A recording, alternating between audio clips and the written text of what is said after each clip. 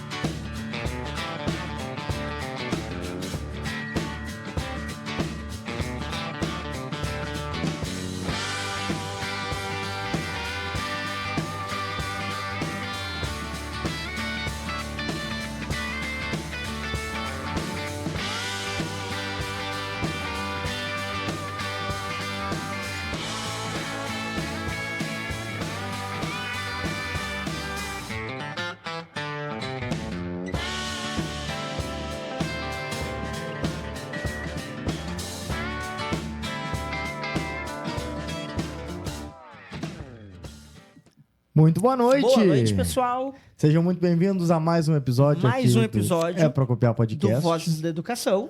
Isso aí! Não é da Educação em Pauta hoje. Hoje, gente, a gente fica muito feliz de estar aqui novamente, né, com todos vocês. Então, a gente já, de início, chama todo mundo pra compartilhar, pra curtir, Comentar. botar alguma dúvida, porque eu tenho certeza. Bota a mão no fogo. Hoje eu boto a mão no fogo, tá? Que vai ter dúvida. Que vai ter dúvida, Com vai certeza. surgir dúvida, vai surgir questionamento, Porque o tópico é complexo hoje. vai ter gente assim ó, pensando, pô, nem sabia que isso existia, e vai começar Como assim? a buscar mais. Eu tenho certeza porque eu fui não. esse cara. E porque se a gente chegar aqui e falar, não, hoje a gente vai falar que as plantas conversam. Como assim plantas conversam? Já é a primeira coisa que o pessoal vai estranhar. Se eu disser que a gente ouviu que elas até fofocam, Plantas guardam informações. a coisa vai ficar muito O complexa. que é isso? Que a gente nem acompanha, na real, né? E tipo assim, ó, a gente não é nada pra falar sobre isso. Nada. Mas a gente o trouxe nosso uma referência. convidado é referência pra falar isso. Então, anunciamos vocês o doutor Gustavo Maia. Aí, pessoal, boa noite, tudo bem? Tranquilos? Boa noite, pessoal. Tudo bem Bruno com vocês? também, né? Bruno Madeira, Desculpa, Bruno. grande apresentador. Que tem tudo a ver com planta, né? Bruno Madeira. Também tá aí, né? No Só tema. um pouco lignizado. Tá aí também pra falar do tema. Então, Gustavo, a gente, né, quer começar contigo se apresentando. Qual a tua formação? O que tu faz atualmente? E aí a gente vai É desenvolver isso aí. um A pouco em gente cima sempre disso. fala assim, Gustavo, quem é o Gustavo, né? Onde é que se esconde? O que faz da vida, tipo né? Globo Repórter, assim. Bom, antes de... Só gostaria também de aproveitar esse início de programa, Gustavo, para te agradecer, pois tu já foi muito falado nesse programa aqui. A gente falava Né? bastante. Mesmo que tu não estivesse com a gente, Tu e a Eugênia, porque tu e a professora Eugênia foram um dos nossos grandes apoiadores, né? Incentivadores. Desde a ideia, do embrião da ideia, né? Antes de acontecer o primeiro episódio, eles já estavam junto com a gente, conversando, nos dando ideia, nos apoiando, né? Mostrando o seu apoio. Então a gente quer aproveitar também esse início de programa para agradecer tanto a ti quanto a professora Eugênia, viu? Não, pessoal, eu fico muito feliz de vocês estarem aqui. Agora, assim, ó, vocês me fizeram duas questões, uma agora e uma antes, assim. Primeiro, quem sou eu? Tô me construindo. E a outra, assim, 3 palavras que definem como profissional. Tenho a menor ideia. A única coisa que eu sei é o que eu fiz. O que eu sou, o que eu vou ser, eu tô descobrindo também, né? Mas, E é difícil, né? Filosófica, uma questão profunda. Exato. Então, mas qual é o meu nome, qual é a minha profissão, eu respondo. Quem sou eu, a coisa tá em evolução, Legal. né? Bom, como você sabe, eu sou biólogo, né? É só que eu não comecei a carreira na biologia, né? Eu iniciei minha carreira na agronomia e da agronomia foi aí que eu descobri, né, o biólogo dentro de mim, né? Então, eu fiz 2 anos de agronomia na USP, né? Eu sou de São Paulo, né? Não sei se vocês lembram, eu sou de São Paulo, da capital. Fiz agronomia na USP 2 anos e depois eu mudei para biologia. Agora, o que eu costumo falar para mim mesmo e para todo mundo, né? Eu sou um biólogo agrônomo, porque assim, a maneira como eu construí a minha formação científica, intelectual, nesses 2 anos de agronomia na USP, assim, foram absolutamente essenciais para o que eu faço hoje, né? Então, a minha história começou lá na agronomia, né? E aí eu fui me tornando biólogo e continuo me formando em biologia até hoje, né? E as plantas vieram desde aquela época, assim. Eu iniciei a agronomia por conta de um interesse, de uma paixão, na verdade, pelas plantas, né? Mas, enfim, isso aí... E os teus pais, assim, tua família era de produtores? Não, cara, não eram. Não eram. Meu pai é advogado de formação, mas o meu irmão mais velho, né? Eu tenho 2 irmãos mais velhos. O meu irmão mais velho, 12 anos mais velho que eu, na época, 12 anos, né? Na época que eu comecei essa questão de vestibular e tal, o meu irmão, ele é produtor rural. Né? Ele produtor, assim, ele é administrador de empresa, mas também atua nessa área, né? E assim, ele deu um super incentivo, eu fui conhecer a fazenda dele, e blá blá blá. E aí eu juntei o útil com o agradável, né? Uma baita de uma profissão, né? E eu tinha um interesse inicial lá, mas eu fui realmente descobrir o que eu queria ser o biólogo, como eu falei, assim, dentro da agronomia. Isso que foi curioso, assim, né? Pô, que legal. E é curioso, porque, tipo, geralmente tu pensa, hoje em dia tem, né, entre nós os memes de, tipo, agronomia é um lado da coisa e a biologia tá do lado oposto e se rivalizam, sabe? Sempre que a gente tanto brinca Sim, que, exato. tipo, a agronomia tá destruindo e a biologia tá construindo, né? Mas é louco ver que, tipo, que não é bem assim, que tu conseguiu juntar as duas coisas. Não, longe disso, cara. E isso que eu fui descobrindo, assim, né? Porque é aquela história, geralmente quando a gente não conhece as coisas, a gente tem muito preconceito. Uhum. Né? Então, é o agrônomo que não conhece o biólogo, acha que o biólogo é bicho grilo, Aham. o biólogo que não conhece o agrônomo acha que ele é desmatador e blá blá blá. Querendo ou não, a agronomia é basicamente biologia aplicada, né? É uma aplicação da biologia, exato. muito bem A colocado. agronomia é biologia aplicada, é química aplicada. A agronomia é uma área do conhecimento Sim. aplicada para a produção de alimento. Então, a biologia E é uma formação essência. mega complexa. Sim, com certeza. Pô, tu vai ver ali Pô, as cadeiras, é, É muito 5 difícil, anos cara. e é, tipo, todo semestre, tipo, 7, 8 cadeiras. Não é um curso muito fácil. puxado, Não, é muito puxado. É É puxado. muito puxado. E a minha namorada, ela se viu nessa situação, né? Ela sempre quis ser veterinária. Sempre veterinária. Aí ela começou, ela fez o ensino médio, sei lá, tava 3º ano do ensino médio, 2º ano do ensino médio, durante a pandemia. Aí voltou pro IFSU, agora tá se terminando no IFSU, está no 3º ano do IFSU novamente, então ela tá 6 anos no ensino médio, só que ela tá terminando como agropecuária. Tá. E aí ela se descobriu na agronomia, ela falou, cara, a agronomia é uma área muito legal, a agricultura é uma área muito legal, e se descobriu como agrônoma, que era algo que nunca... E eu lembro direitinho dela falando, cara, eu nunca vou fazer agronomia, eu odeio planta. Quer fazer agronomia e ama planta, sabe? Trabalha numa floricultura agora. E é interessante que tu disse que, mesmo depois que tu descobriu que, bom, tu era biólogo, né? Tu ainda traz essa carga de tudo que tu aprendeu com a agronomia lá no início. E é legal porque os primeiros anos da graduação, assim, as primeiras cadeiras que a gente tem na graduação, elas são meio parecidas, né? Eu vejo por outros colegas que eu tenho em outros cursos, assim, e, bom, todos têm tem física, tem química, Biomol. Matemática. Exato. Então, todo mundo... Só que os professores mudam. E aí, tu tem a mesma disciplina, só que às vezes com uma pegada diferente, sabe? Uma visão diferente. E essa introdução tu teve lá na agronomia e carrega mesmo tendo se formado depois biólogo, tu carrega ainda essa formação, né, do começo. E não só isso, mostra que aquele preconceito que a gente tem de perdi tempo na outra graduação, porque não é perca de tempo. Conhecimento nunca é inútil, né? Não, mas eu falo assim, uma coisa que, pelo menos para mim, foi super importante, não o fato de estar ou não na agronomia, né?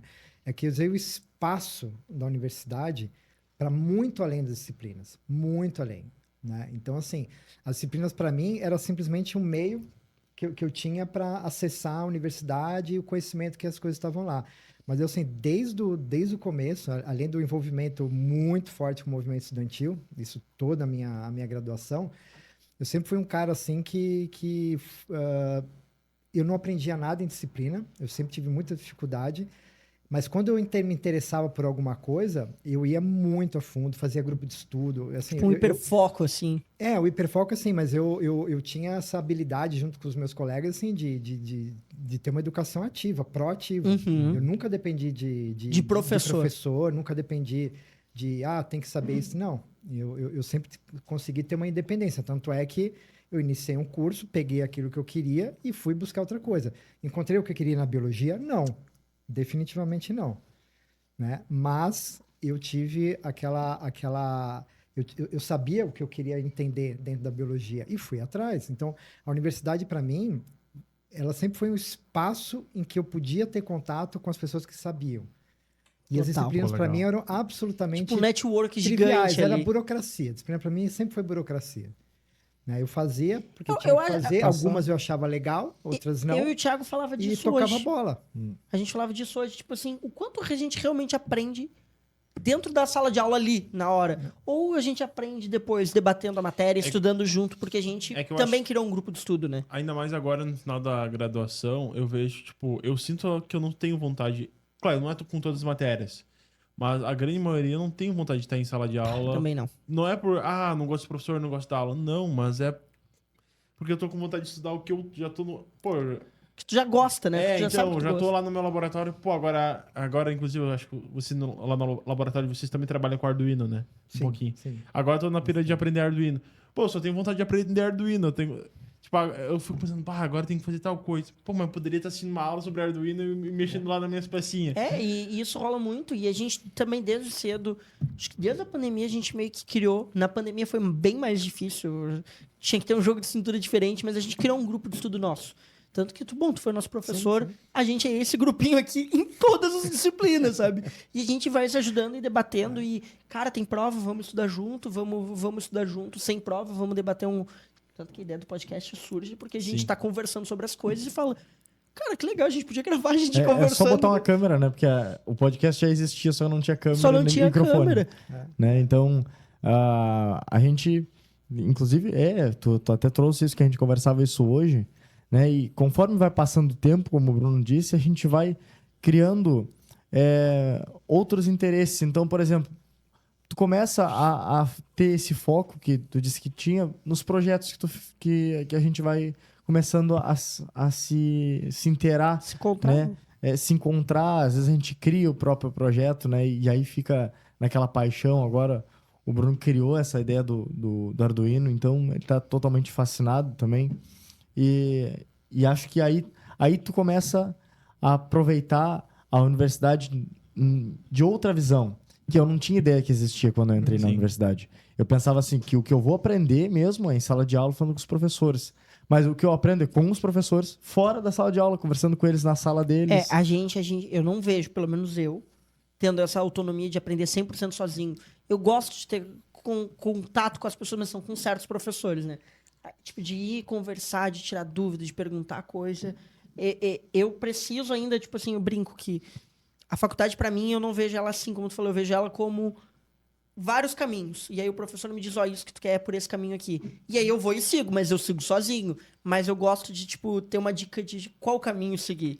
Sabe? Eu não consigo ter esse nível de autodidata de conseguir 100% do zero ali. Não, mas a universidade é assim, é um espaço de possibilidades. Né? Então, dependendo das habilidades cognitivas, dos interesses, cada um vai explorar esse espaço de possibilidades. A sala de aula pode ser explorada de várias formas, inclusive para passar tempo. Passar tempo. Né? Porque é o que eu falo assim, hoje, bom, enfim, eu entrei na universidade em 1990. E o modelo de universidade sempre foi o mesmo, desde a época que eu estudo até décadas atrás. E o mundo mudou muito, né? Então, assim, eu não vou dizer hoje que nosso modelo de universidade está falido, mas ele é falho de inúmeras formas. Inúmeras formas. Né? A primeira coisa, a gente está num mundo de altíssima complexidade, a gente tem que desenvolver N habilidades e a universidade continua em disciplinas, em grades curriculares. E o conhecimento é uma rede de conhecimento. Sim. Em presença. Interdisciplinar. Né? Então, aquela história do biólogo, fazer só biologia, o físico, isso aí é uma coisa que não cabe mais no mundo. Né? E a universidade não consegue evoluir. Né? Por isso que eu falo, ela tem que ir muito Não é só a além universidade, do espaço. é a educação. Não, o ensino, de uma forma geral, ele é engessado. terrível. É engessado, é horrível. Né? Por isso que eu gosto muito daquela música do Pink Floyd, Another Brick in the Wall. Para mim é isso. Né? As pessoas entram com uma criatividade, um interesse pelo mundo e saem de lá formatados para alguma coisa que às vezes elas nem queriam. Né? E nem sabem que não queriam. Sim. Elas só... Que a gente fala muito disso aqui, de como a gente replica processos E aí a gente não fica disposto a algo diferente porque a gente foi criado de um jeito, A gente sabe? nem sabe fazer diferente, na verdade. Tanto Não, que a não gente sabe. falava, a gente estuda tanto metodologia. Os alunos não só não sabem fazer diferente, quando nós colocamos coisas diferentes, vocês travam. É o que eu ia falar Isso agora. aconteceu muitas Exato. vezes A nas minhas gente- disciplinas. A gente se Muitas encontrou vezes. assim com Vocês professores. fizeram comigo. Sim, Sim. a gente se encontrou com uma disciplina que todas as aulas eram diferentes. Todas. Não teve uma todas. aula tradicional. Numa aula tradicional. E aí chegava um ponto que, tipo, o sair da zona de... Quebrar a inércia é muito mais difícil do que manter em movimento, né? Eu sempre falo isso, por isso que o ventilador começa no 3, que tu faz muito mais força pra tirar ele do zero do que pra manter. E aí, tipo, a força que a gente fazia pra começar aquela metodologia nova era muito grande a ponto da gente, às vezes, se olhar e falar só queria uma aulinha tradicional que o professor tá falando e eu tô escutando bem de boa. Mas porque a gente foi criado na aula tradicional. A gente não conhece algo diferente. A nossa geração de professores vai ter a difícil função de apresentar coisas Não, diferentes. e eu sei que o nosso Sim. currículo, agora puxando pra educação básica, eu sei que o nosso currículo que a gente aprendeu, pelo menos aqui, não é nada longe de ser perfeito. Mas, agora tô nos estágios, eu tenho que ensinar nesse novo currículo, que é a BNCC. Eu falo, mas meu currículo era tão melhor. Eu me pergunto, eu me passo pelas vezes coisas quando eu tô conversando com meus alunos, às vezes eu pergunto coisas que não tem nada a ver com biologia, tipo, tu tá estudando tal coisa? E eles, não, nunca estudei. E, tipo, eu estudei, tipo, sei lá, mitologia grega e romana. Mitologia grega ali. Estudei os panteões de Deus. Eu vi isso, sabe? Eu estudei lá Odisseia e blá, blá, blá, e eu sabia esses mitos, porque eu tive isso, tipo, de verdade. Isso era uma matéria, sabe? O Egito Antigo. Eles não têm. E eu vejo e falo, como que não tem, sabe? Tipo, como que tu não sabe o que é o cavalo de Troia? Esses dias eu perguntei pra um aluno, sabe o que é o cavalo de Troia? E ele, não tenho ideia. Eu falei, cara, como que tu não sabe o que é o cavalo de Troia? Eu estudei isso, tive que fazer prova disso, sabe? E eu sei. E como o estudo é volátil, só que o método que tu passa ele é o mesmo. É engessado, como tu falou. Mas ainda assim, eu não sei se é relevante conhecer ou não o cavalo de Troia. em Não, particular, eu você também entende? acho que não seja. O que é relevante é você aprender a pensar, na verdade, né? Por isso que eu falo assim, o pessoal fica bravo comigo às vezes, mas eu sou bacharel, não sou licenciado, Aham. mas enfim, eu tenho experiência como professor Uhum. e como cientista, né? Para mim, assim, o melhor método de você aprender alguma coisa é pelo método científico, assim, é você interagindo com o objeto, aquilo que você quer entender, questionar aquele objeto, coletar informação e criar um modelo mental daquilo. Você tem que interagir com... Errar, com né? O errar também. Errar, né? Então, assim, tudo que é dado é informação pura. O conhecimento vai muito além da informação. Por isso que eu falo, essas aulas disciplinares conteudistas, elas são aulas de informação, São- não produzem conhecimento. Tu reproduz o conhecimento. E nem numa aula que fala sobre isso é igual. Né? Você dá uma aula sobre métodos pedagógicos, é igual a qualquer outra aula. É. Com Por certeza. mais que você passe uma imagem de, não, o ensino está falido, vamos fazer isso, aquilo. Tu falou uma Mesma frase coisa. no primeiro dia de aula que tu deu pra gente. E eu replico essa frase várias vezes pros meus alunos, né? Porque muitas vezes eu falo, olha, gente, podia chegar aqui e falar tal e tal coisa, mas a verdade é que isso é decorar. Então vamos debater um pouco sobre o assunto, vamos ir além. Sempre falo isso pros meus alunos, né? E eles, geralmente, eles estranham de primeira, né? Agora eles já se acostumaram, né? Mas de primeira eles, como assim é decorar? Eu não uso muito quadro. Eu falo, copiar? Copio em casa, abro um link, eu dei o livro pra vocês, tá aí escrito. Copiem do livro. Vamos usar esses 45 minutos para conversar, para debater a matéria. E aí eu sempre falo uma frase que tu falou que é muito fácil eu chegar aqui, dar o conteúdo, vocês vão aprender esse conteúdo, vão gravar na cabeça de vocês, eu vou dar a prova na mão de vocês e o conteúdo vai sair pela caneta. Tu falou isso no primeiro dia de aula e eu fiquei pensando, cara, é real, o conteúdo sai totalmente pela caneta quando a aula é assim. Quando tu não internaliza, quando tu não tem um momento de introspecção, de discussão, o conteúdo vai embora na caneta. Se existisse a forma de colocar todo o conhecimento do mundo num livro, eu te entregasse, tá? Todo o conhecimento do mundo num livro, eu te entrego o livro, mas tu não sabe ler. É a mesma coisa que tu ter uma aula, né? O professor vai estar ali, ele vai te passar o conhecimento, ele vai falar o conhecimento, né? As informações, mas tu não vai entender, tu não tem experiência de ler o livro do conhecimento. Né? De saber ler, né? De ser o ativo, de saber ler, entendeu? Então, por mais que na sala de aula, nesse tipo de abordagem de ensino, o conhecimento ele tá ali, né? O professor ele tá passando a informação certa. Só que o aluno não tá captando, ele não tá tendo a experiência de lembrar disso daqui a 3 Ou de meses. tirar as próprias conclusões. Mas não é nem. Eu entendi o que você quer dizer, mas não é uma questão de lembrar, porque assim, a transmissão da informação é a transmissão da informação, seja pelo livro, pela fala, ou seja lá o que for. Mas o processamento dessa informação é uma habilidade cognitiva individual. E as pessoas são muito diferentes. São muito diferentes. Tem pessoas que são mais orais, pessoas que são mais visuais, pessoas mais abstratas. Então, não é fácil isso. Né? Então, por isso que assim, você tem que dar a possibilidade do sujeito Aprender de aprender. outros jeitos. do jeito dele. Uhum. Entendeu? E a gente não tem espaço para isso. Por isso que eu falo, a universidade, esse modelo, ele é falido nesse sentido. Né? Porque você tem a informação dada de uma forma mais ou menos única. Por mais que você faça dancinha e coisa assim, você está passando informação. Não é essa a Do questão. mesmo forma. Não é essa a questão. Uhum. Né? Então, a transmissão da informação pode até variar, mas isso é só um detalhe. Né? A questão é como é que os sujeitos processam essa informação. Que tipo de informação... Isso é são ignorado. processadas? Isso é completamente ignorado por várias razões. Primeiro, que a gente desconhece isso. Segundo, que numa sala, vocês sabem disso, com 30, 40 N. pessoas, você tem N possibilidades. Né? E outra, às vezes o sujeito, o professor, no caso, nem tem essa consciência. Eu fui sacar isso quando eu percebi que as pessoas... Eu não pensava do jeito que as pessoas...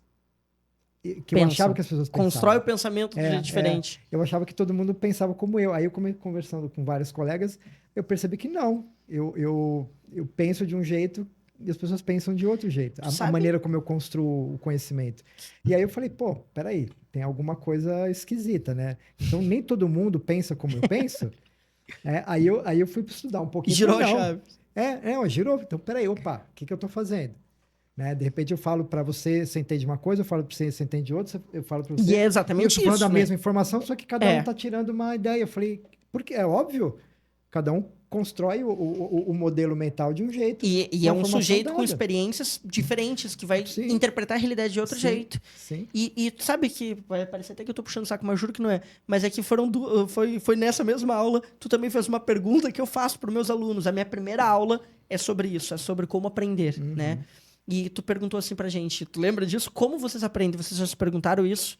E aí eu lembro que eu até te devolvi ainda, que aí tu falou que vai ter tal e tal avaliação. Eu te devolvi a indagação e falei, mas a avaliação que tu vai falar, o portfólio que a gente tem que escrever, é do jeito que tu quer que eu escreva ou é do jeito que eu sei escrever? Sim. Eu lembro que a gente teve essa conversa na primeira aula. E eu falo isso para meus alunos, como vocês aprendem? E eles, eu escrevo e tal. Eu falei, tá, vocês aprendem assim ou vocês estão acostumados a fazer isso? Às vezes a E gente tem um não jeito sabe. melhor. Às vezes a gente não sabe como é que a gente aprende. Não? E aí eu explico vários jeitos de aprender para eles e eles agora começaram a internalizar, sabe? E foram super bem nos vestibulares aí. Começaram a internalizar o aprendizado de outros jeitos. Exato. Tem gente que aprende só do tradicional mesmo, beleza? Mas tem gente que aprende de outros jeitos e nunca teve a oportunidade de aprender de outros jeitos. E às vezes nem sabe como é que aprende. Como teus alunos, provavelmente. Pergunta isso pra uma pessoa, às vezes a pessoa nem sabe. Não sabe, nunca se perguntou, ninguém nunca perguntou isso pra ela. É que nem a premissa do autodidata. Tem gente que consegue, que não precisa do professor, né? Consegue ser ativo, assim, ir atrás do conhecimento. Mas eu também compartilho a Só tem mesma o ideia que tu. estímulo, né? Eu preciso que alguém me faça o papel da pedagogia, me pegue pela mão e me conduza para pelo menos a metade do caminho para que eu consiga seguir em frente. Aham. Quando eu tava, sei lá, no ensino médio, eu pensava assim, nossa, quando eu chegar na faculdade, eu vou... É que no ensino médio eu gostava de 1001 coisas. Eu gostava muito de física. Então, eu queria ir pra biologia, mas pensava, não, eu vou muito entrar em contato com o pessoal da física para conversar com eles e tudo mais. Primeiramente, no meu primeiro ano de faculdade, deu pandemia. O primeiro porém ali, né? E quando eu voltei... Detalhe. Coisa pouca.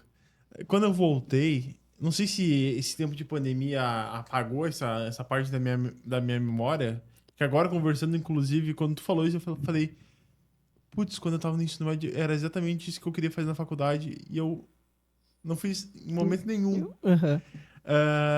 Porque eu acho que... Porque era exatamente isso que eu pensava da faculdade, um ambiente cheio de gente inteligente que...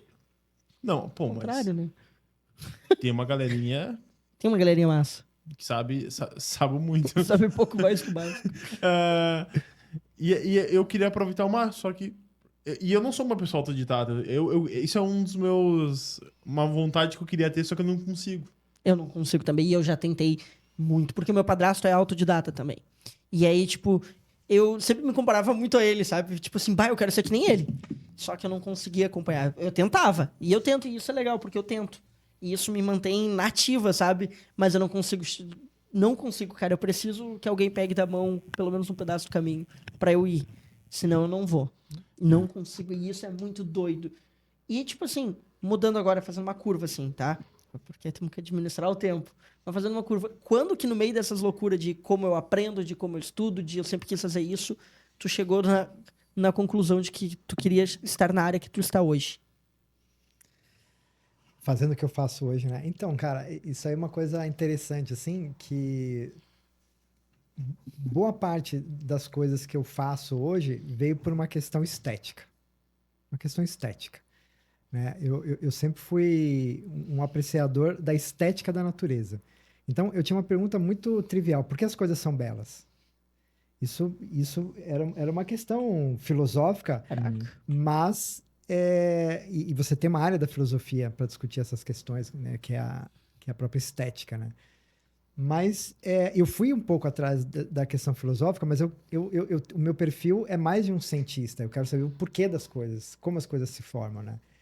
E aí eu comecei a estudar isso. Por que as coisas são belas? Por que a gente acha algumas coisas belas e outras não belas, né?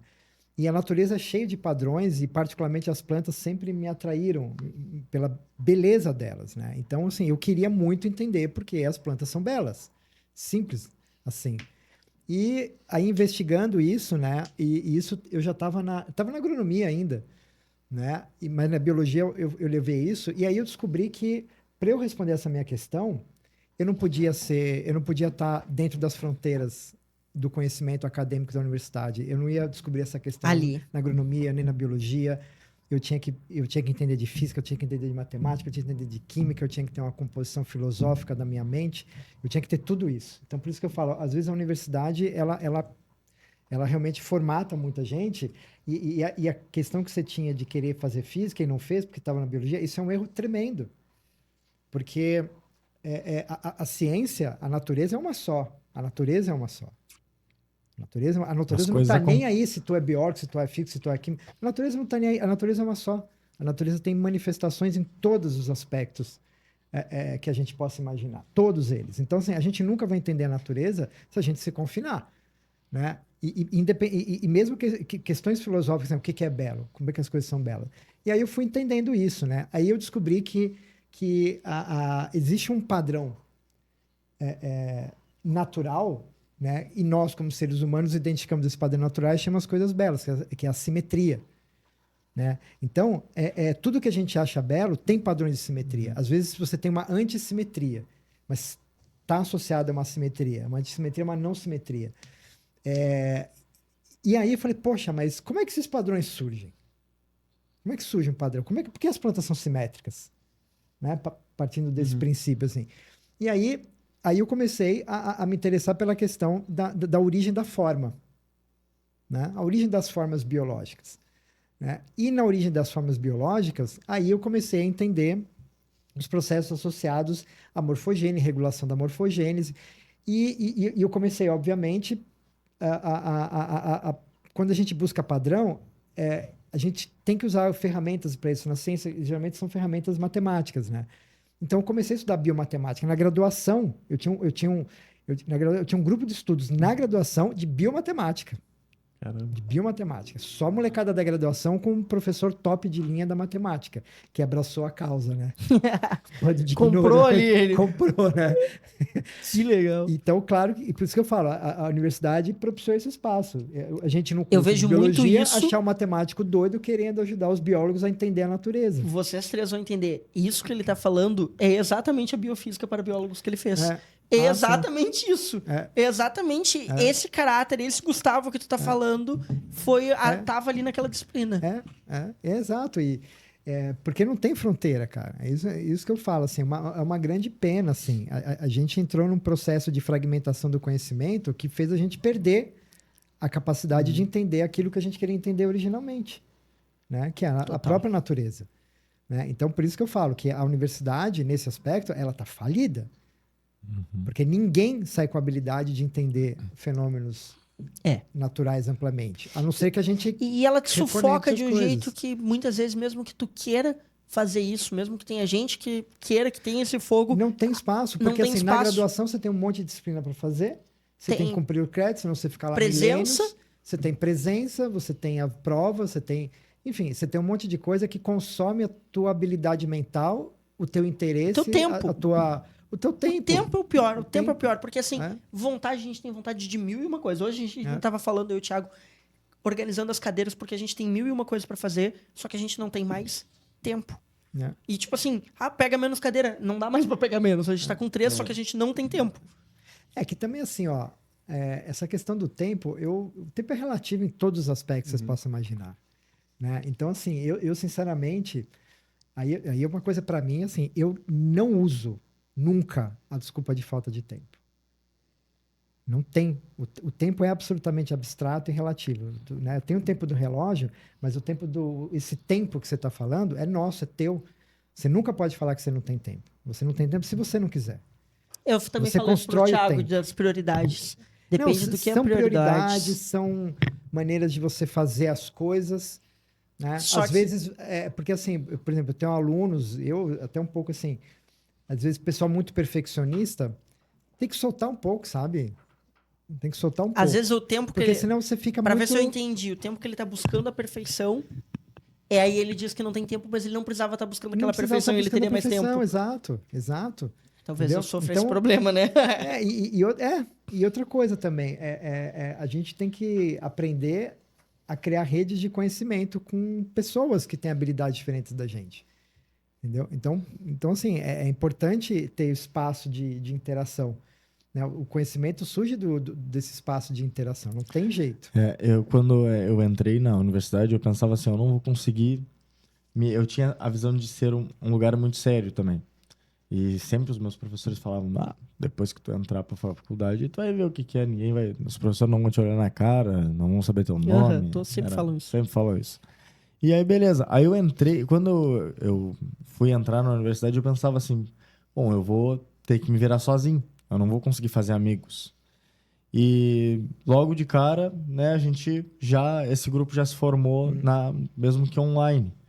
E desde sempre, uma característica é que a gente completa muitas coisas que, por exemplo, eu não tenho habilidade, o Tomás tem e consegue me ajudar. Coisas que o Tomás não tem habilidade, eu tenho e consigo ajudar. O Bruno me salvava muito na pandemia em coisas que eu não tinha ali aptidão. É E isso. aí ele me ajudava. O Thiago, ele trabalhava muito. E aí, às vezes, ele tinha que faltar aula. E aí tinha uma avaliação de... Cara, não mas assim, tinha tempo, na a gente vida, ajudava. todos os problemas relevantes, você tem que realizar em grupo. Então, por isso que eu falo assim, não faz sentido nem o sistema de avaliação.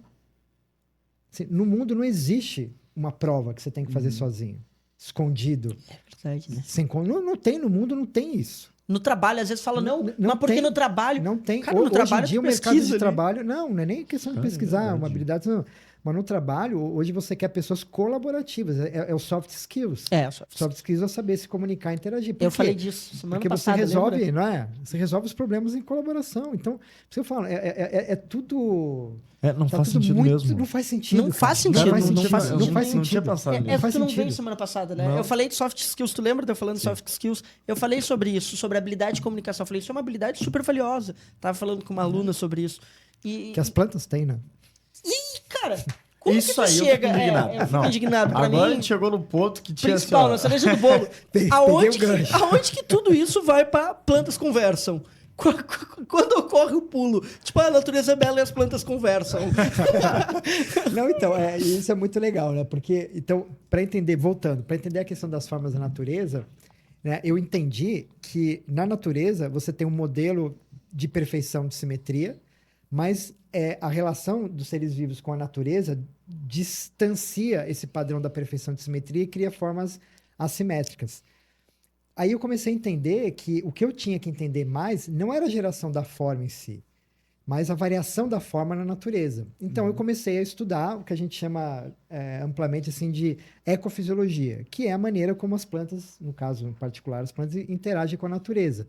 E aí, no início da minha carreira, no mestrado, doutorado, blá, blá, blá, eu estudava fatores específicos, assim, como é que a planta interage com a falta d'água, com a temperatura e blá, blá, blá. Tá.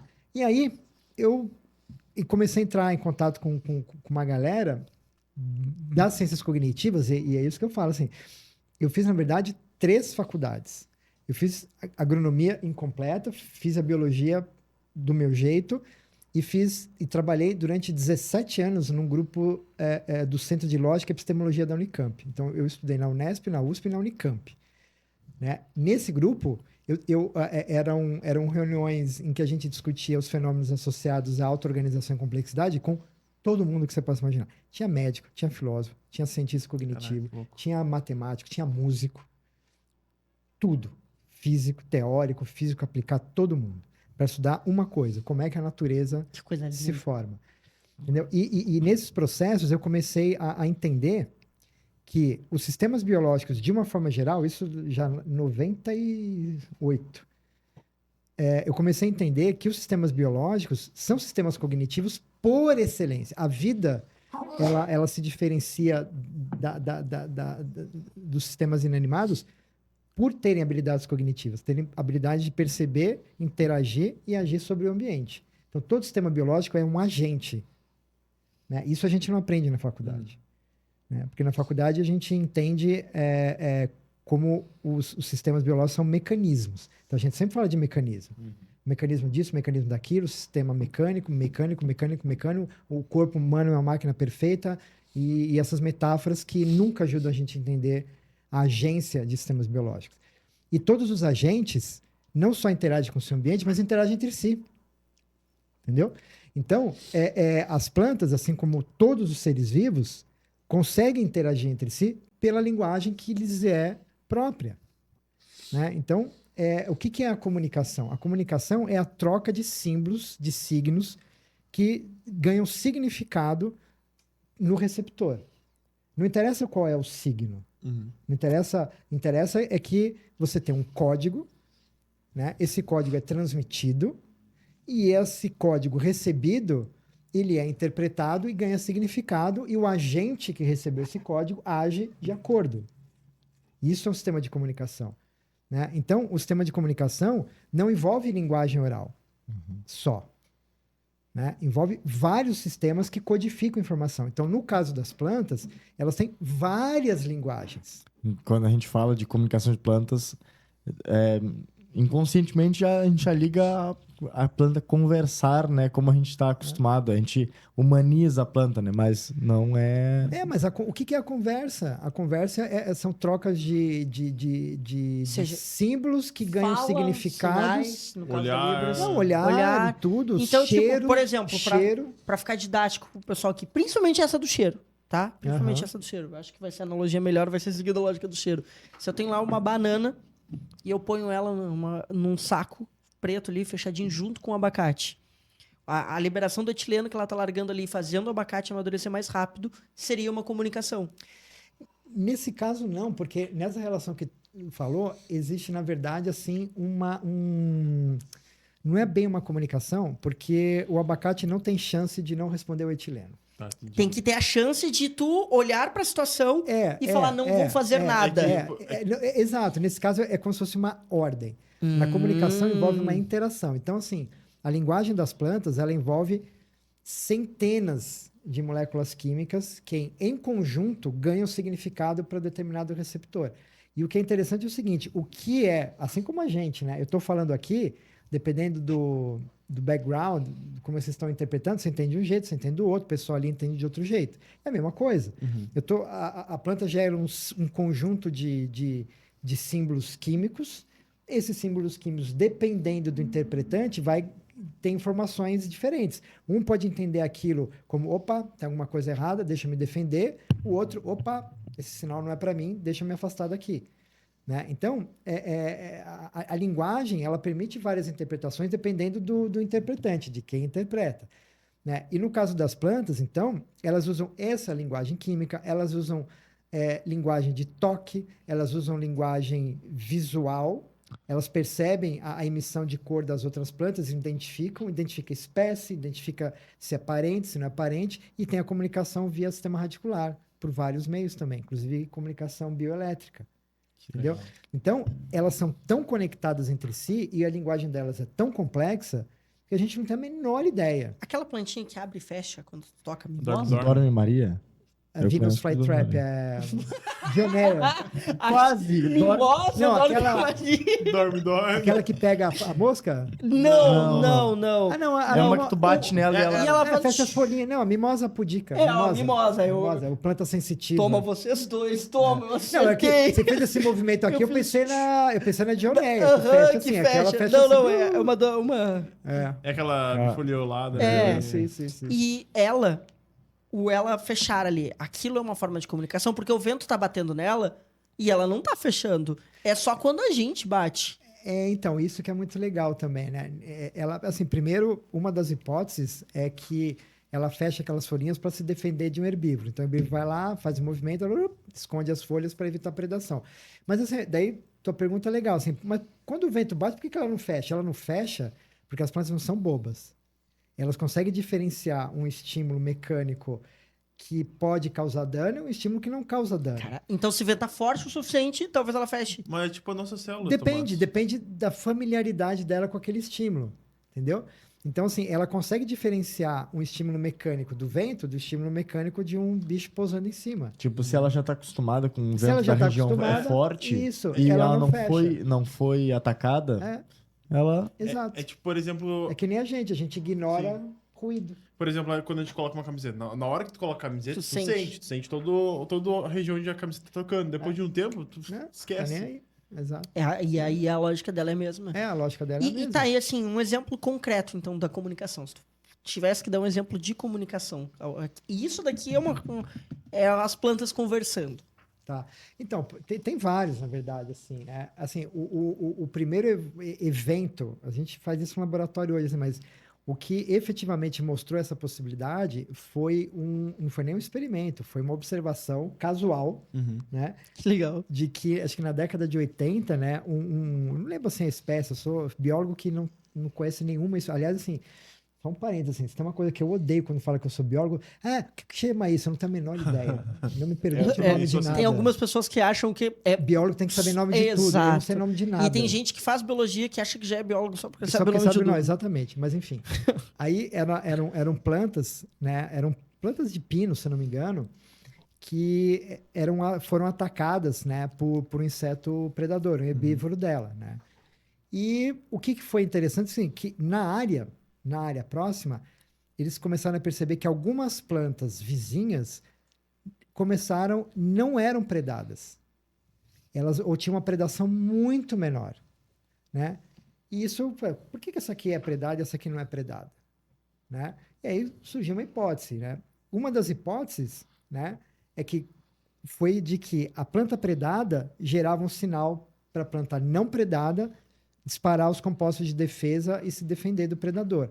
E, de fato, por que a gente sabe disso? Porque, assim, quando uma planta é atacada por um inseto, ela produz uma série de compostos de defesa. Alguns desses compostos, na verdade, vários deles, são voláteis, ou seja, eles se espalham no ar. Eles se espalham no ar, vão para uma outra planta, a planta entende aquela informação e, antes de ser atacada, ela começa a se defender. Então, como se fosse Você produzir literalmente... uma toxina, assim, uma coisa assim. Como se fosse um coisas grito assim. da planta. Só... Exato, é uma mensagem. Fala, ó, galera, o negócio tá pegando, né? Fica esperto aí, vai E se por que defendendo. ela em si não faz? Porque ela não recebeu sinal de ninguém. É aquele primeiro, assim... o primeiro já que é tá sendo atacado não atacada. tá ligado que tá sendo atacado. Paciente zero. Entendi. Você fala assim, É o socorro, paciente zero. socorro, é paciente zero, socorro. Aí, Tu já vai se proteger. Você sai correndo. Entendi. Entendeu? Caraca, esse louco, exemplo foi cara. bom. Esse exemplo foi bom, tá? É bem Entendi. isso. E a aí isso vale defesa para dela- várias coisas. A defesa das outras que estão se defendendo seria, por exemplo, a folha ficar com um gosto... Isso, mais fica amargo. um corpo mais amargo, algumas produzem Isso coisas não tem que são... nenhuma área que, por exemplo, então, induza um estresse numa, sei lá, Sim. pra causar melhoria de um Exato. produto, tipo, sei lá, vou estressar um pé de café aqui, pro gosto do café ali ficar mais acentuado. É mais ou menos o que a gente está fazendo no laboratório hoje, né? A gente está tentando hackear a rede de comunicação das plantas. Biohacking? É biohacking. Né? O que a gente Fiz quer um saber? trabalho sobre A isso. gente quer fazer com que as plantas, a gente jogue a mensagem que eu quero, Massa. entendeu? Então, assim, se eu quero que as plantas se tornem mais Nossa. tolerantes à seca, Então, eu envio a mensagem... Tu avisa elas. Eu crio um aviso que simula uma seca para elas se ligarem. Só que quem que dá o aviso? Uma planta estimulada, que a gente chama de sentinela. Então, a planta sentinela Que legal. é aquela plantinha lá, Coisa opa, louca, tá rolando cara, alguma que coisa, louca.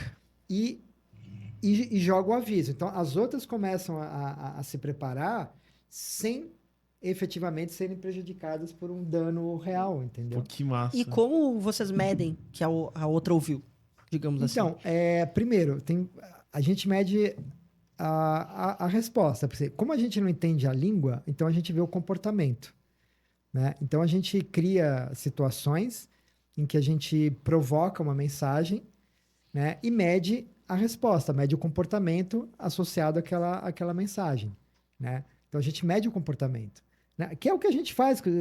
Como é que eu sei se vocês estão entendendo alguma coisa? Eu não tenho a menor ideia. Uhum. Eu tenho que ver o comportamento de vocês, eu tenho que perguntar, eu tenho que ver, eu faço um estímulo, eu tenho que testar, né? Mas a gente também consegue entender essa linguagem analisando os compostos químicos, entendeu? Então, a gente vê os compostos químicos, analisa, né? Entende que tipo de sinal determinados compostos podem estar dando e o que pode estar gerando ou não a resposta X, Y, Z. Basicamente, tu fala e tu tenta compreender a resposta. A gente tenta compreender a resposta, porque a linguagem, como eu falei para vocês, ela é muito difícil. Ela é muito difícil. É uma linguagem que não nos é familiar. Abstrata. E a gente não tem ideia de quantas formas de comunicação ela usa simultaneamente. É que nem a gente, assim, eu tô falando, mas eu tô me expressando, tô mexendo as mãos e blá, blá, blá. Uhum. Então, assim, a mensagem que eu passo para vocês não depende só da informação oral, depende de como eu tô passando. Entonação. Entonação e tudo é a mesma coisa. Expressão. Entendeu? Então, você tem a mensagem química, mas você tem a variação de cor, você tem padrões de crescimento, de toque, né? Então, tem várias coisas. E eu tenho uma dúvida, uma coisa que em ti eu sempre uso, além de falar das plantas que conversam, eu uso e aí eu mostro o teu canal, sempre que tu mostrou lá pra gente, eu sempre uso de exemplo também pra falar de ti, que até hoje o Nicolas falou, o Castro, que tá contigo, né? Ele falou, pô, esse bagulho mexe contigo, né? Eu falei, mexe. Eu acho um fato muito legal, que foi um dia na aula de biofísica, talvez vocês lembrem, que tu chegou meio atrasado e tu nunca chegava atrasado. E aí tu chegou atrasado e falou, galera, desculpa, cheguei atrasado, assim, tava numa reunião com a NASA. E a gente se olhou e falou, Peraí que eu não entendi. reunião com a NASA? E aí tu falou, aí eu falei... Falou normal, normal. Tomás, desculpa, eu tava ali em reunião com a NASA. E aí tu falou isso e eu perguntei, como se reuniu com a NASA? Aí tu falou do projeto Artemis, acho que foi, né? Explica aí pra nós o que é isso, pra quem tá te ouvindo, porque eu acho esse fato muito doido, doido. Ter um professor ter tido a oportunidade com um professor que tá ligado que a NASA foi atrás dele. Eu acho isso muito doido. Então, isso também é uma história bem legal, assim, por isso que eu falo, assim, a gente quando sai fora da caixa, aparecem várias oportunidades também, né?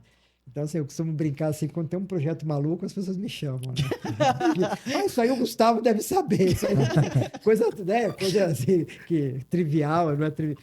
Mas, enfim, isso é muito legal, assim, porque, bom, primeiro, né, o que é o projeto Artemis, né? O projeto Artemis é um projeto, obviamente, iniciado na NASA, né, de voltar voltar o homem para a Lua, né? Só que o projeto Artemis, Artemis é a deusa irmã do Apolo. Então, o projeto Apolo foi aquele projeto da NASA, né, que levou o homem para a Lua na década de 70. Legal. E agora surgiu o projeto Artemis. O projeto Artemis, ele não só tem a perspectiva de voltar com o homem a pisar na Lua, que deve acontecer agora nos próximos anos, mas de colonizar a Lua e servir de plataforma para colonizar Marte. Tipo Pit stop. o grill indo para Porto Alegre, tá ligado? Exato. Mais ou menos isso. É o checkpoint. E aí o que acontece, assim, como é uma missão de espaço profundo e de colonização, qual que é o problema? Alimento. Né? Porque, assim, só para vocês terem uma ideia, assim, né? Por que não leva alimento aqui para a Terra? Galera, assim, pra você levar um quilo de qualquer coisa no lançamento espacial, sem chegar na Lua, só para ir para a estação espacial que fica a 400 quilômetros da Terra, $1 milhão. Cada quilo, $1 milhão. Cada quilo, $1 milhão. Que ela tá em órbita da Terra Ela tá Isso. na, Tô perto falando da dela. estação, Tá... não tô falando de mandar pra Marte. A Lua tá. A Lua- A Lua tá um planeta, 2 planetas de distância da Terra, né? Então cabe assim... 2 terras. Pô, então Então, se eu quero ir entendeu? pra estação Ou espacial, seja, não tem é que perder uns viável. quilinhos. Não é viável você mandar alimento para lá. Então, qual que é a solução? Produzir alimento. justo, Produzir justo. Leva em alimento. semente É. e. Só que, obviamente, as condições lunares ou de espaço profundo não são propícias para as plantas. Sim, Já vê? obviamente. Você não tem atmosfera, imaginei. você não tem solo, você não tem água, você não tem nada. Tá certo? Então, assim, um dos grandes desafios do Artemis é justamente você ter um sistema viável de produção de alimento no espaço. Só que tem que ser alimento, coisas que as pessoas comam, né? Coisas que sejam sustentáveis, né? E grande quantidade, porque as pessoas comem todo Grandes dia, várias quantidades, vezes ao dia. exatamente, né? Então, aí o que aconteceu? O Artemis é um projeto multilateral que envolve, atualmente está com quase 30 nações, né? E o Brasil assinou o Acordo Artemis. O Brasil é um signatário do Acordo Que Artemis. significa o quê? Ele assina um acordo, ele é um país participante do Artemis, Ah, legal. né? E ele tem, dentro da rede Artemis, ele tem que contribuir cientificamente e vai receber também produtos que forem gerados por essa grande rede Artemis, né? E, obviamente, envolve desde a questão de produção de satélite, lançamento de foguete e alimento, né? E aí, uma pessoa da Embrapa, a Alessandra Fávero, né? Grande amiga, ela... É a que levou as sementinhas lá pro banco na Sibéria? Não, isso foi uma outra história, assim, né? Mas a Alessandra, enfim, ela pescou isso e comunicou, entrou em contato com o pessoal da Agência Espacial Brasileira. A NASA brasileira chama AEB, Agência Espacial Brasileira, viu, pessoal? Temos a NASA, só que é a AEB. Só que é do Brasil. Só que é do Brasil, Agência Espacial Brasileira, né? Mas, enfim. E aí começou. Então, a Alessandra começou a construir essa rede com esse desafio, assim, como que a gente pode produzir alimento na Lua, em Marte, nas espaçonaves que vão levar meses para lá, né? E aí, então, de novo, né? Um projeto maluco, chamam O Gustavo.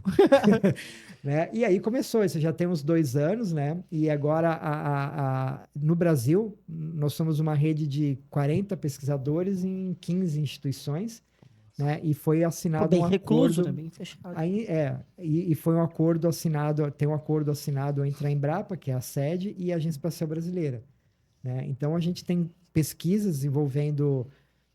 a gente elegeu 2 culturas para serem o foco nosso de pesquisa, que é a batata doce, que é a fonte de carboidrato, e o grão de bico, que é a fonte de proteína, né? E agora o nosso desafio, né, é desenvolver materiais genéticos dessas espécies que sejam capazes de lidar com condições extremas, né? Porque lá a gente tem que economizar água, tem que economizar nutriente, não tem energia.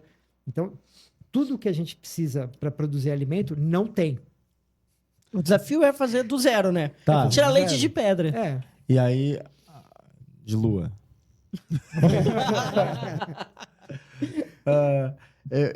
Mas aí a ideia, então, é pegar e fazer com que essas plantas elas se adaptem às condições da lua ou criar um sistema para elas sobreviverem lá. As duas coisas, Thiago, as duas coisas. Porque assim, você tem que criar condições mínimas, né? Então você tem que ter microhabitats, né?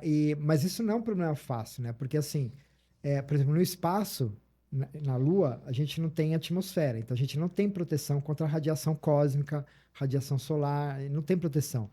Então, você não pode construir uma casa de vegetação, não. Né?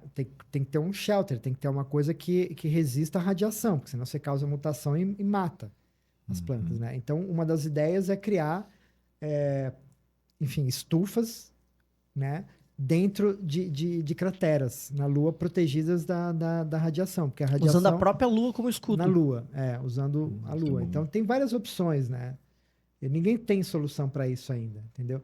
Mas é uma das questões, assim, é de fato você criar variantes, né, que criem condições diferentes da Terra de viver em condições extremas nesses ambientes, né? Então, o princípio é esse. E o meu trabalho tem 2 frentes, assim, né? Eu, como fisiologista de plantas, uma das minhas funções é analisar os limites que a planta tem de sobrevivência, né? O quanto que ela consegue produzir de alimento, absorver água, utilizar de água, assim, minimizar tudo isso para continuar crescendo.